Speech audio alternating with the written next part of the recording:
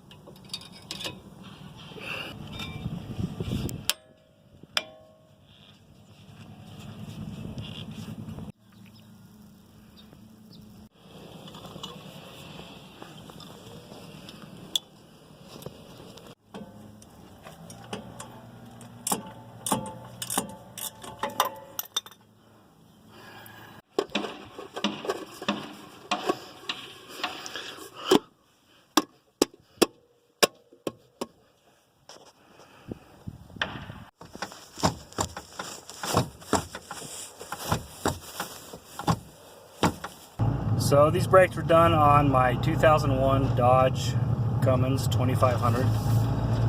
It's worth noting there's a T45 Torx bit to take off the calipers on the front end, but it's a 13mm socket in the rear end. Not sure why that is, but that's what you need. I've done brakes on a Chevy and a Hyundai and a couple of different things. I'm not a mechanic, but I've done them just for cars that I personally own. And they're all about the same concept. To me, the most difficult part is pulling the tire off. I think if you can pull a tire off a vehicle, then you can change the brake pads if it's a disc. The drum brakes are a little more complicated. I'd recommend not doing those. But just follow these steps and you can do it.